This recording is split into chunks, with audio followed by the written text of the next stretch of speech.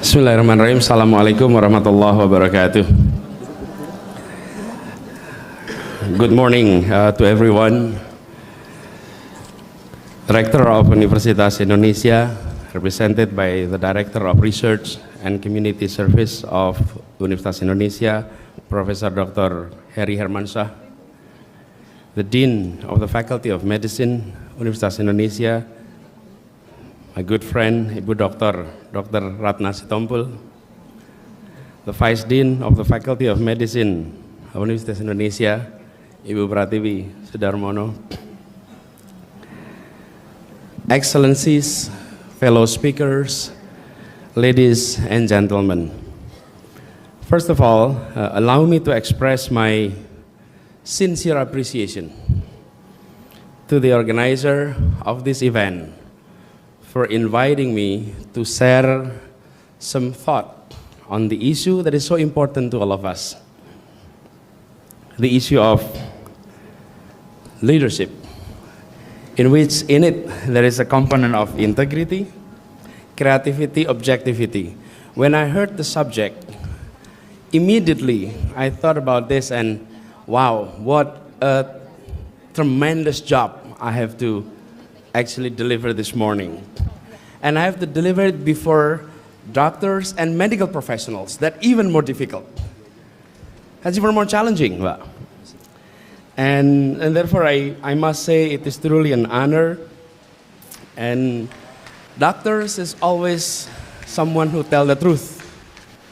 That's always a doctor, because you have to tell the truth to your patients. And sometimes telling the truth is not always the easy way. It's not always easy to tell the truth. But there's an anecdotal stories about this, that a doctor tell his patients and said, "Sir, I have two bad news for you. One is a bad news, one is a very bad news." Okay, and then the patient said, "Okay, let me hear the bad news first." And the bad news, okay, are you ready? Yes, I am. The bad news is you will live no more than 24 hours. Wow, that's not very long, 24 hours. Okay, so I'm prepared for the very bad news. The very bad news is I've been trying to reach you since yesterday. So this is it, this is the end. But you know what's interesting about this is still telling the truth, still not modifying the fact, but you're delivering it in a creative way. You deliver it in ways that make the recipients of that message. Of course, in this story, you're not going to feel comfortable.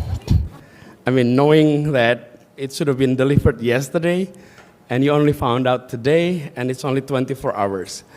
But again, the issue is about ensuring integrity, ensuring the message is clear, has always been there, and I think in the professions of people in the medical sectors. Now, speaking about these three issues, doctors, leadership, integrity.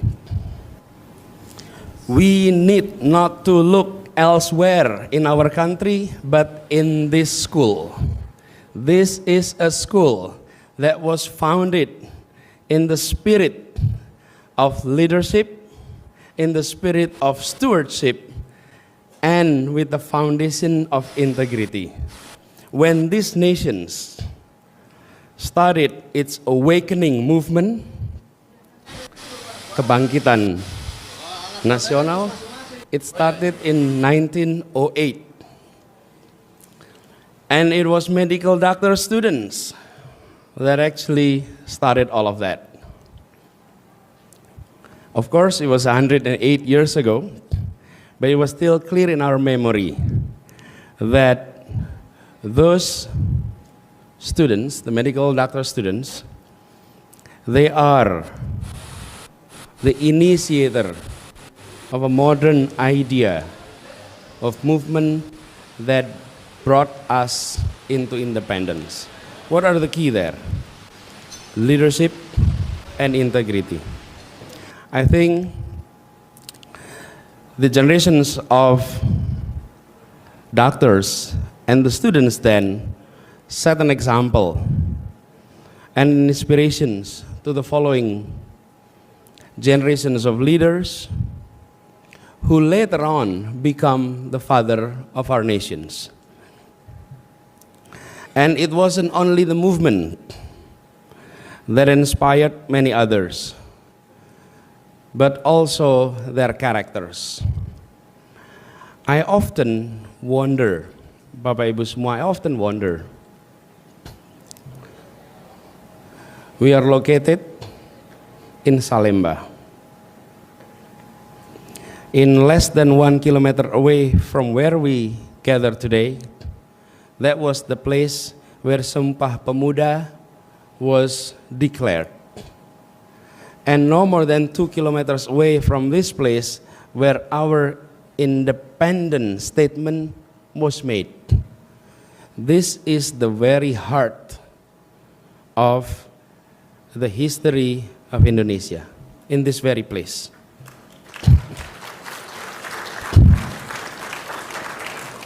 I often wonder, do you know how many people gathered in Kramat Raya in 1928? 71. Much less than who gather here with us. 71. Do you know how many people gathered during the independence declarations? No more than 300 people. And we are in this room, I don't know the capacity of this room, Bu Ratna, but I would say, what, 200? So this is about the size when we had our Independence Day. But why such a small number of individuals able to send a message and to be accepted by more than 70 millions of the populations of these nations, and yet these are the populations who are still illiterate, and they're willing not only to follow, but to adopt. And everyone was willing. In our term, we call it sacrifice, but in their term, donate.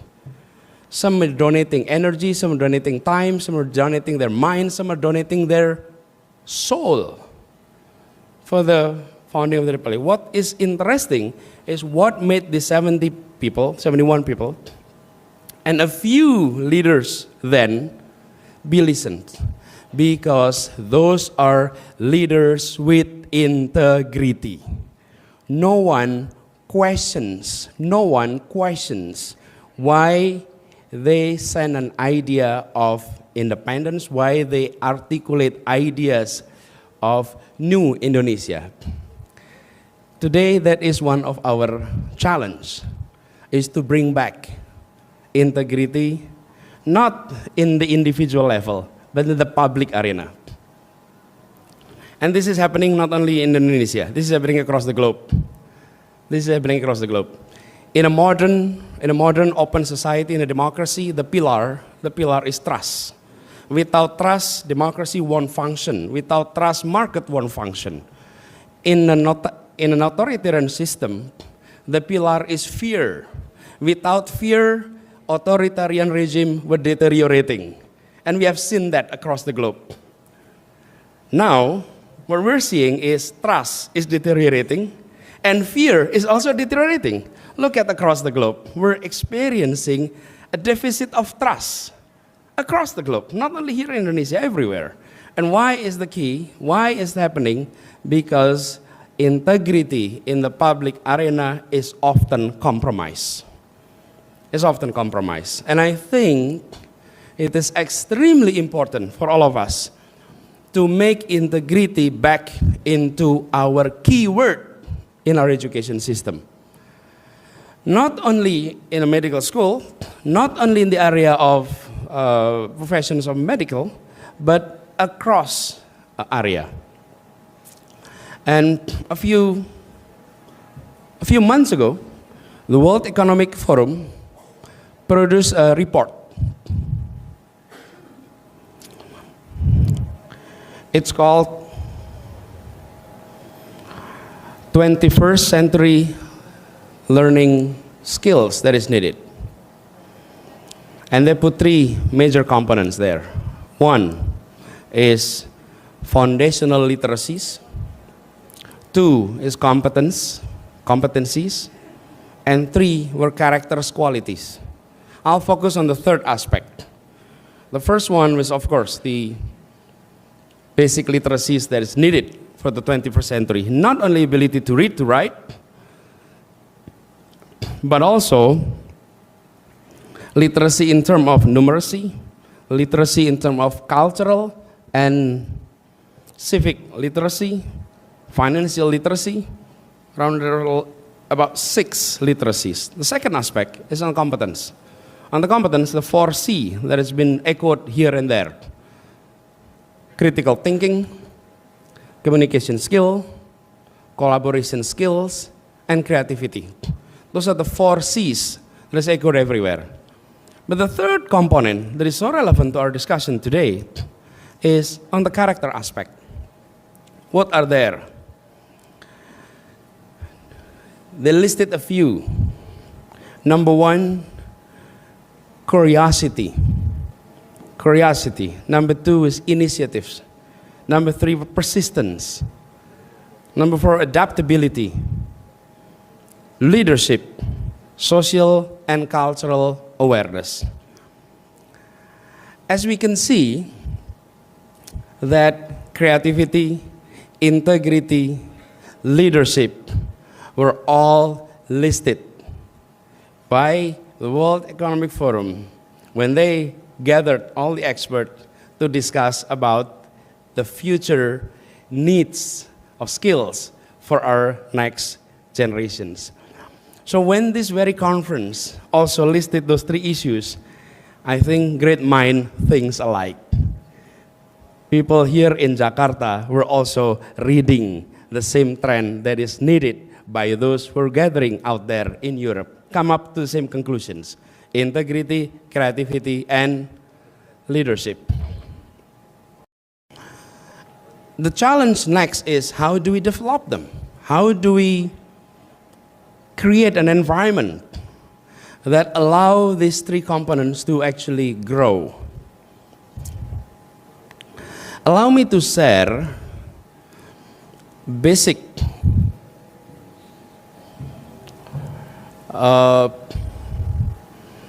groupings of characters.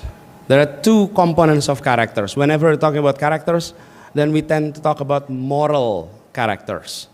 Moral characters will include such as honesty, empathy, respect, justice, humility, honor. Those are moral components of characters. The second component is, in bahasa Indonesia, I use the term karakter kinerja. But how do we translate this into bahasa Inggris? Performance characters? It's not really there, because performance, so my apology to our friends, but kinerja means work performance. So what are the components of this? Perhaps if I outline the components, you know what I mean by these issues. We're number 1, for example, persistence, imaginations, initiative, diligence, adaptability, confidence. Those are performance type of characters. What we need to build is both. We don't want someone who is honest but not creative. On the other hand, we don't want someone who is hardworking but culas. Apa culas itu? How do you say culas? There are so many, we need to include more bahasa Indonesia into Inggris, Pak. Because culas is so difficult to find. Kanin, ya. So, kita tidak ingin malas tapi jujur, okay? Atau jujur tapi culas. What we want is a combination of that. So, I had an opportunity to serve as Minister of Education for the past 2 years. And it was an opportunity for us to make integrity back into equations. We had national exams, which is so massive of cheating. It is more of a national cheating than national exam. True, and we had the numbers, and we thought it was a national disaster whenever we are going to have exams. So what we did is we come up with a measures, what we call integrity index. We measure integrity in the schools by measuring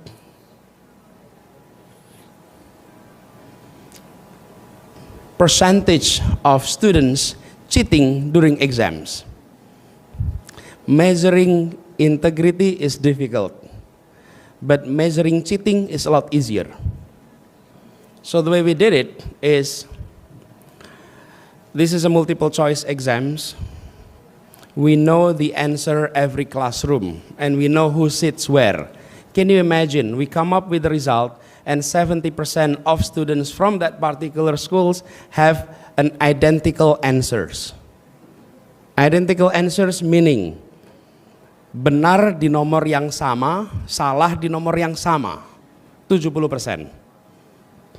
Same mistake, same correct answers on the 70% of the students. So what happened if 70% students are cheating? The integrity score is 30. So 1 minus those who were found cheating, that's integrity score. And you know what happened when we produced the result?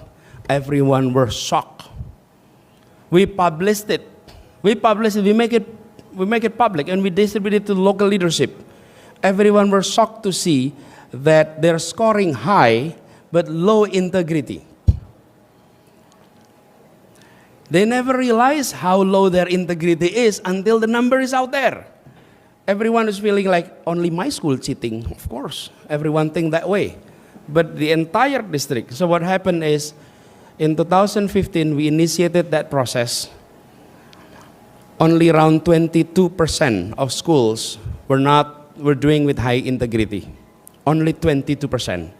But this year, the second year, it doubled into 45% of schools were doing it in the right way. Why? Because they realize what is measured by government is no longer simply academic achievement. However, the government is also measuring the integrity of the exams.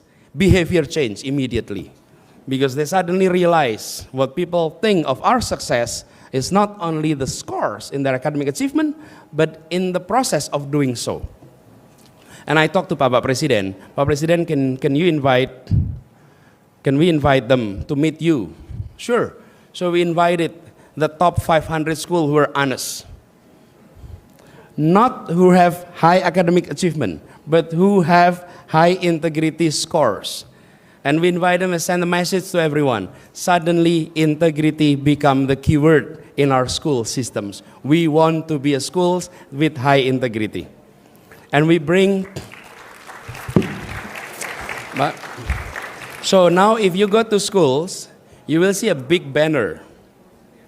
If a school have a big banner says this school, sekolah ini adalah sekolah berintegritas, and there is my signatures there, you will see this school have a more than 80% of integrity index. But if you come to a school and you see no banner, then you know this is a place home of cheating.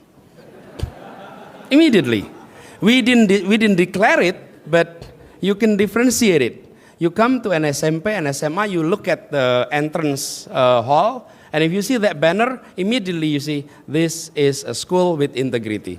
Now, parents will decide. And that's the idea. That's the idea. Parents decide, where do you want to send your kids? Do you want to send your kids to good schools with low integrity? Or do you want to send your kids to schools with high integrity?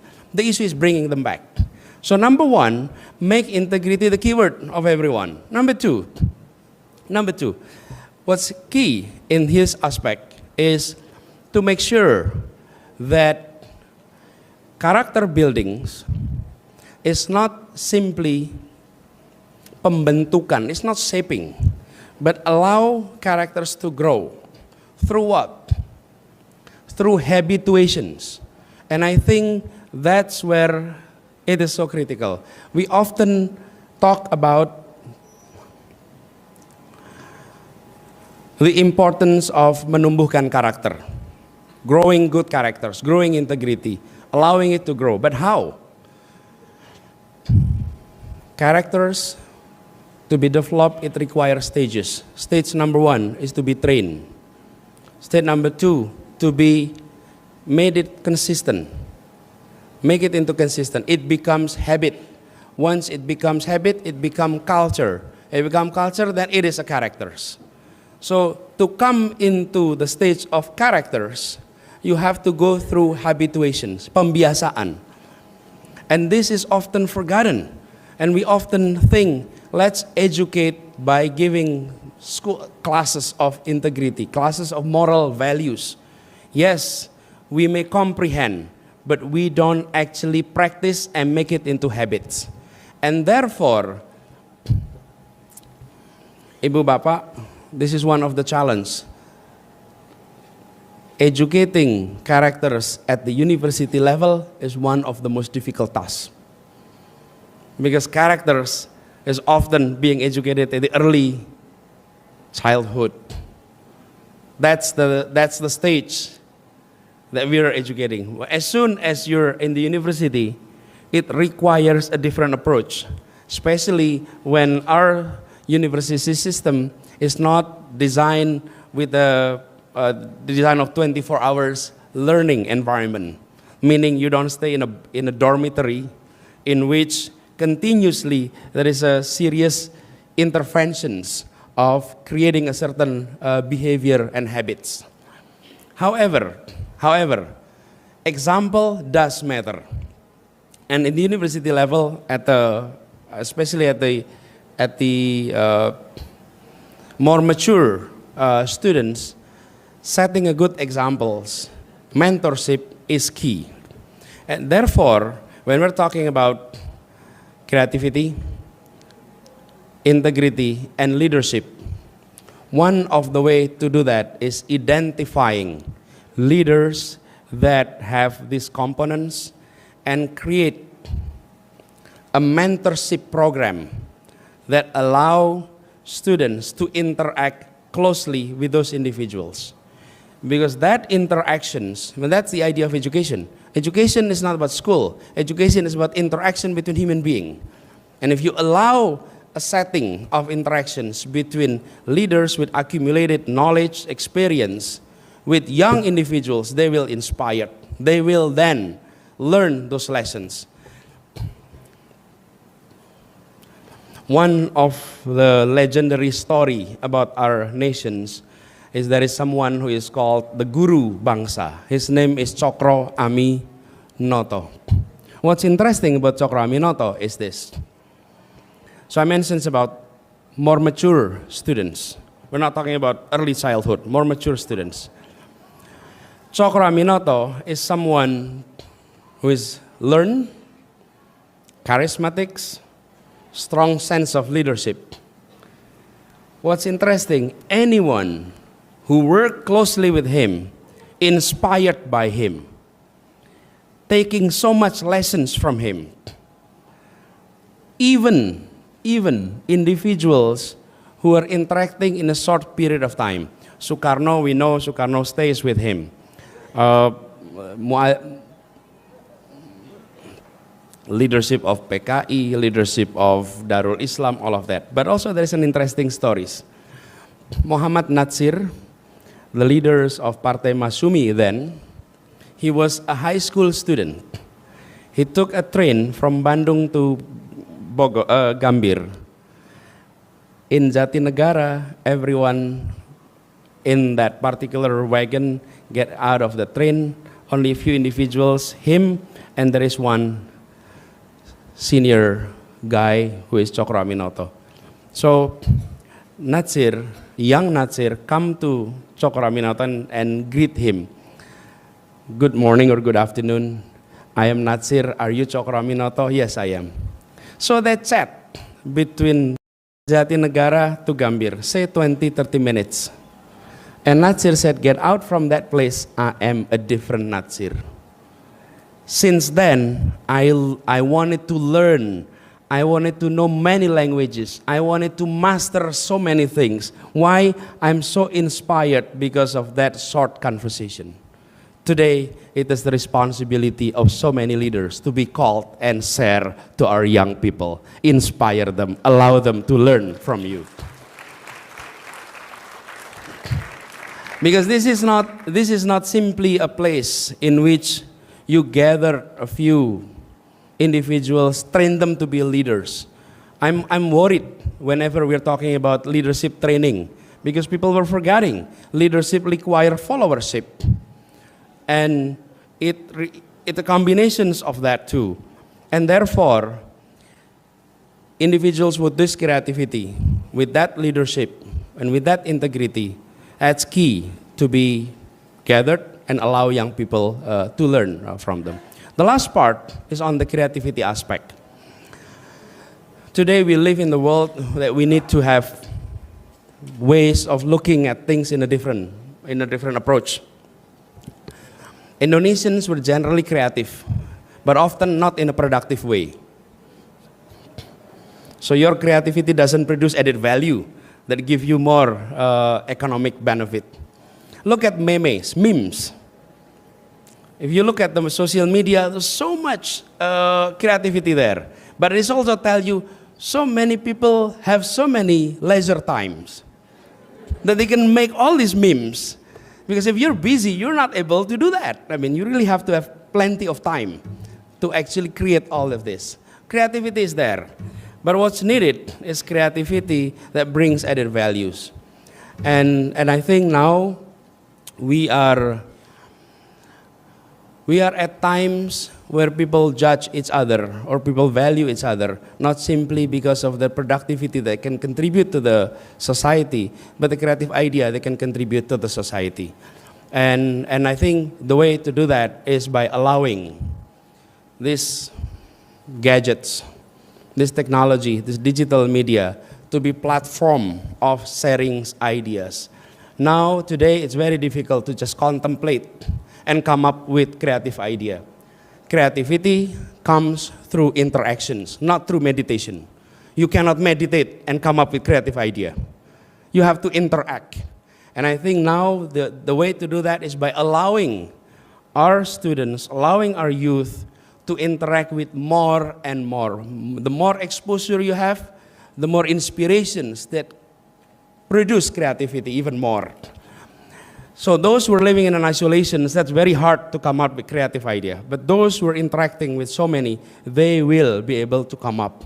So I would say with all, number one, allow exposure to your students, to our youth, with so many different groups that will bring in creativity. Number two, allow some kind of mentorship and bring leaders back into not so much schools, into responsibility of breeding new leaders, of inspiring new leaders.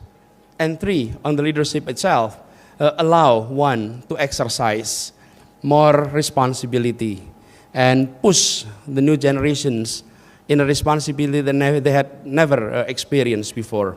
So with that approach, I do hope that we can make the change, especially to the future of Indonesia. But if I may underline one thing, as I mentioned in the beginning of this remark, it requires only 71 people to make the very foundations of the unity of these nations. It requires only around 250 people to decide that this is one nation, and 70 million others follow. Now we have 250 million more people of Indonesia. It requires few young individuals, a few leaders to actually exercise what I just outlined, and it will inspire more and more people to follow, and change will take place. It doesn't require to be a massive effort, I often call it social acupuncture. Social acupuncture. It's a small dot, but the impact you made is systematic and systemic. And if we can do that with leadership, then we can change not only a city, not only nations, but inshallah, worldwide change. My time is up. The zero time is there. Thank you very much for the attention. Assalamualaikum warahmatullahi wabarakatuh.